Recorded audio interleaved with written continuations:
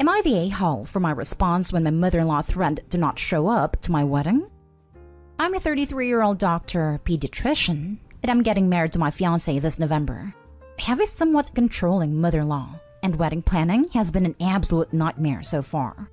Okay, here's the situation. My fiancé doesn't have an income because of her medical situation, but she'll go back to work later. So therefore, I'm financing the entire wedding. I've set a specific budget for the wedding and honeymoon, and planned for everything. Date, guests, food, etc.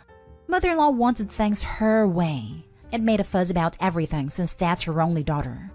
I found out she and her husband found a venue they wanted us to have the wedding at. But the problem is, A, it's very expensive, and B, it's several towns away. My family even said they'd have to drop out if I choose this venue. So I told mother-in-law I don't want it. She kept trying to convince me, and made so much fuss about it to the point where she made it her hill to die on. I kept saying no to her, and she kept insisting. I got home from work on Tuesday, and found mother-in-law, father-in-law, and a couple of her relatives there, visiting when there was no one home. She started talking about it again while I was resting on the couch taking my socks off. I said, hold on, who the hell starts a conversation like that? I just sat down for Christ's sake. Let me catch my freaking breath, will you? But that didn't stop her. She sternly said that her daughter deserves to have her wedding at that venue, and that I'm a doctor, I can afford it, and distance was just an excuse. She said she made a reservation by phone, and I had to pay for it within set time, while pointing at me with her finger, which I thought was rude and very, very disrespectful, followed by or else. I asked, or else what? And she said that if I choose any other venue, then she won't attend the wedding. I didn't budge like she thought I would. I just leaned forward and said, all right. I guess the trash took itself out then. The entire house was silent. Complete shutdown. She stood up and called me disrespectful at the POS to expect her to take my insults as gospel.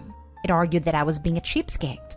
But I replied that she was acting like a gold digger, and that she needed to sit down and shut up and let me and my fiancé handle this, or just go home.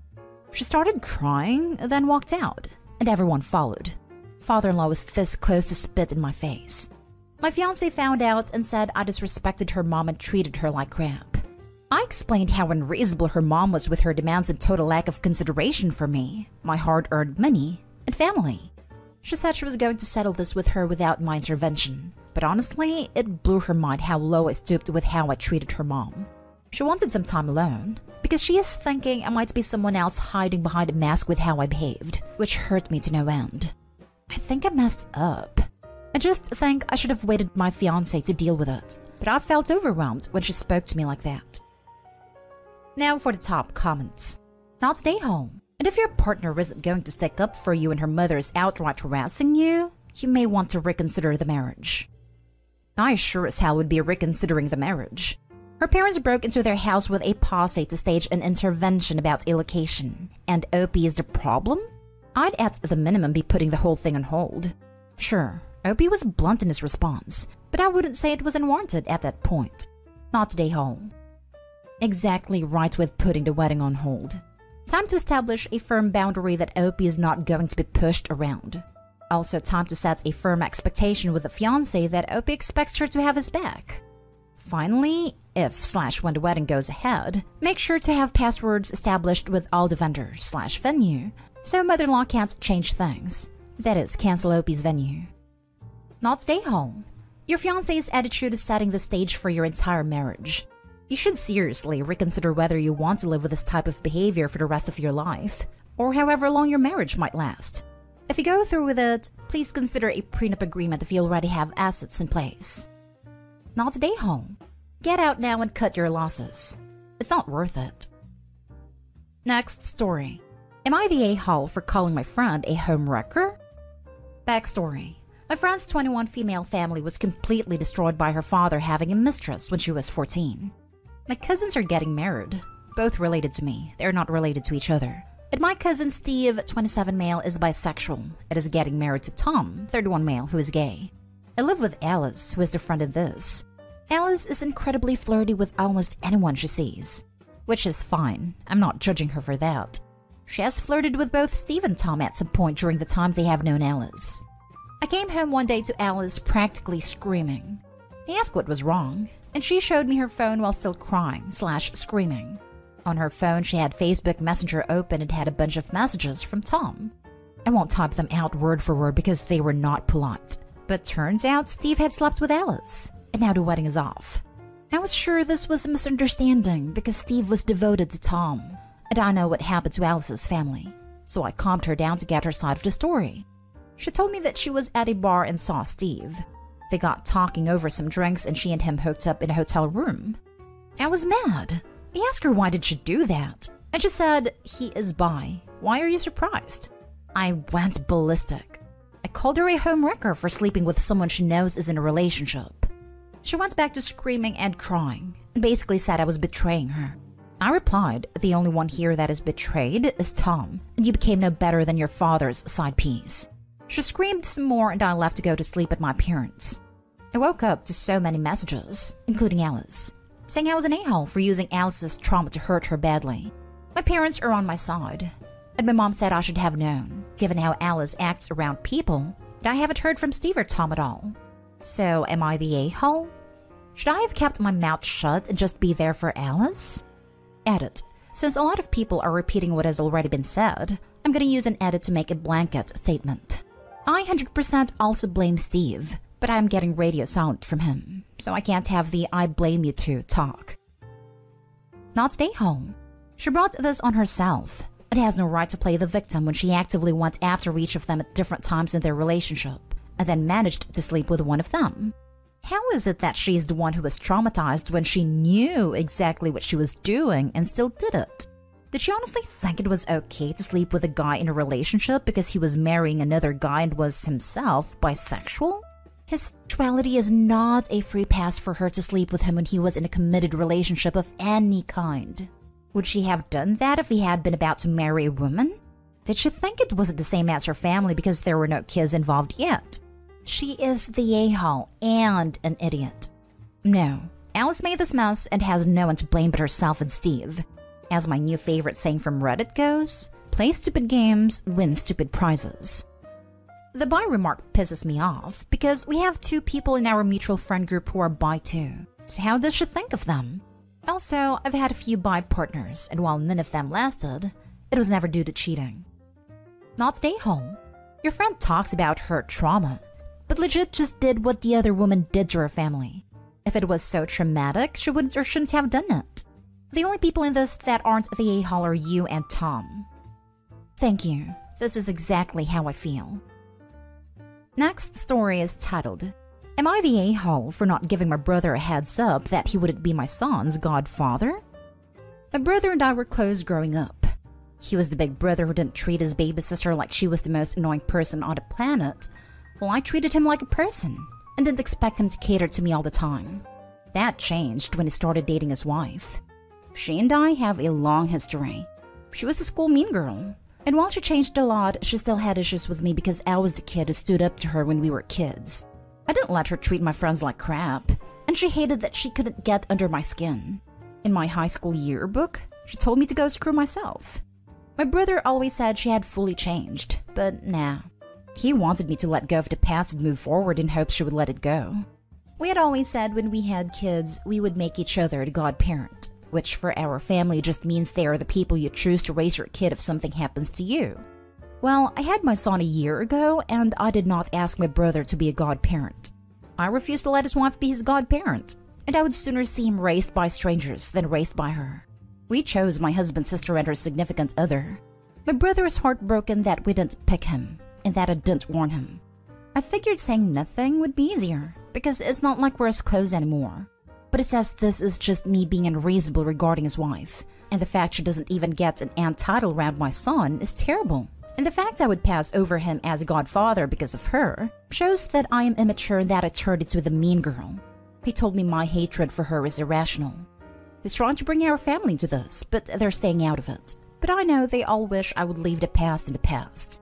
I feel bad for hurting him, but at the same time, I have been clear with him before that I will not welcome his wife into my life more than I already have had to. Am I the a-hole? Now for the comments. Not the a-hole. I hear nothing here about sister-in-law reaching out to you to demonstrate that bygones are bygones and that she has changed. or forming any sisterly relationship with you or bonding with your son that would indicate she would be interested in a godmother role. If you gave it to a couple that both have a good relationship with you and your son, that's your choice. Even if things had been okay with sister-in-law, by the way, that doesn't automatically mean your brother should get picked over your husband's sister. Lastly, to be honest, this sounds a bit unfair on your part. If your sister-in-law is not allowed to be called aunt to your son, they should have clued them up, surely? I'm going to say not today, Hall. As an adult and parent, you're not obligated to put your child in a situation you're uncomfortable with. You should have talked to your brother beforehand, though. Negative surprises are worse than positive ones, and not the most adult way to deal with things. You didn't give any examples of why you think she hasn't changed, but as adamant as you are, I assume you have observations to validate your stance. First time we met again, she tried to get under my skin. She made a comment about how we were going to be sisters and how funny life was. I told her we were not sisters. They weren't even engaged at the time. And she asked how my family would feel about that. I told her they could feel how they want. She told me I wasn't going to win, whatever that means. My brother told me we would be sort of sisters. She also asked my family how much it sucked that I would call her my sister, and were they disappointed in me. I didn't even look in her direction when she said it. She also bugged me about seeing the message from my yearbook. I told her I didn't keep mine, then went to my brother about it. Next story.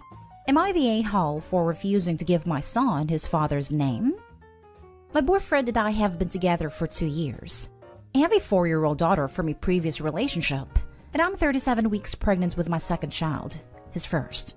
My daughter's father and I were engaged, and when she was born, she took his last name. Shortly after, and in the following year, he decided he was tired of working and being an adult.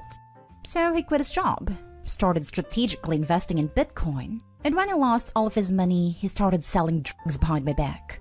One day I walked into the spare bedroom and he was smoking heroin. He broke down and told me everything, so I filed a protective order and left him. He is not involved in my daughter's life. It hasn't been in over 3 years. However, he has fought me tooth and nail in court to avoid changing her surname. My son with my boyfriend is due in 3 weeks. My boyfriend is the exact opposite of my ex and works incredibly hard to provide for us. As a team, I also work 2 jobs and I pay half the bills plus my daughter's care. However, he has been incredibly hands-off throughout my pregnancy. He has refused to attend doctor's appointments with me. He's freaked out by the baby kicking. I did a 3D ultrasound as a late birthday/Father's Day gift at 27 weeks, and he was taken aback and said, "Don't ever do something like that again." He looks underdeveloped and it freaks me out. Given all of that, a myriad of other factors, and the fact that he is vehemently opposed to the idea of getting married anytime soon, I've been seriously questioning staying in this relationship anyway. One thing he has kind of been obsessing over is the fact that the baby is a boy, and passing on his name. We picked a first name that I absolutely love, and he wants to give him his first name and his middle name, and his surname. I have been going through this pregnancy virtually alone, and quite frankly, I have earned a right to name my baby over what he wants. So I brought this to him today, that I will be naming our son with the first name we agreed on. My father's name as his middle name and my last name. He didn't take it well at all. He immediately wanted to know why, and I told him how alone I felt through this pregnancy, how little he has contributed, and how I don't want to be in another situation where my children don't share my last name. He's now laying down in our bedroom. He has been for 4 hours. It won't say anything to me. So, am I the a-hole for taking my son's paternal lineage away from him? I know I'm going to be the primary, if not the sole, caretaker of this baby, and I don't want to be the mom with 2 kids and 3 last names. Not the a-hole. If your boyfriend wants some paternal lineage, then he better start acting parental. You aren't married, and he isn't taking responsibility for the life he helped create. The straight edge. It was my ex who was the addict. My boyfriend isn't an a-hole necessarily, but he's incredibly distant. Not the a-hole. If all he can contribute is a name, he really isn't much of a father or partner. Why did you choose to have a child with yet another emotionally unavailable man?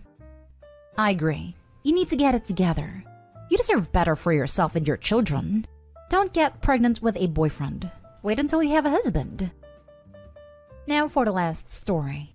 Am I the a-hole for deciding what food I want to be served on my wedding? My fiancé and I are about to get married next 3 months. I wanted to have these dishes on my wedding. Shrimp, stuffed crabs, and some grilled meat. We also included fruits, drinks, and pasta. While we are busy accomplishing our wedding must-haves, I heard from my dad that my stepmother is upset about how I'm obviously telling her that I don't want her in my wedding because of my decisions.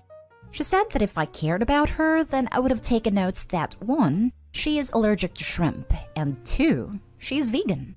My dad advised that we should cater for vegan options. I don't know much about these types of dishes, nor how to make vegan versions of other foods. What I only know is that vegans eat salad, fruits, and anything without animal meat. So I approached her and informed her that we did include fruits and drinks to the menu. I offered to reserve a single bowl of salad just in case fruits aren't her thing. She then told me that I'm a witch for only offering her fruits and salads, and that if I really cared, then I would have searched for more food options and not just feed her grass. I was willing to take out and reserve a restaurant-made solo dish, but her attitude towards me made me think that she doesn't deserve to be in my wedding.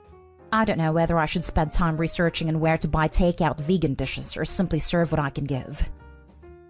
I am not vegan, but why are there no veggie side dishes? Something as simple as stuffed peppers or zucchini boats would be simple for people who want something besides meat, fish, and fruit. Agree. Her attitude is poor, but it always baffles me that things like this become a big issue at weddings. It's Opie's stepmother, so she probably knew she was vegan. Why not reach out to the caterer and ask if they can accommodate a meal for vegans/vegetarians or those with allergies? No fuss, no issues. Doesn't impact the menu that the bride/groom wants either. Also, to be fair, fruit, a drink, and a side salad isn't a reasonable meal. Everyone sucks here. She's overreacting but has a valid point, and you are not being very thoughtful at all. Offering just fruit and salad is very insulting, and I am not even vegan. 2/10 for effort. Think again. So I approached her and informed her that we did include fruits and drinks to the menu. I offered to reserve a single bowl of salad just in case fruits aren't her thing. You're the a-hole.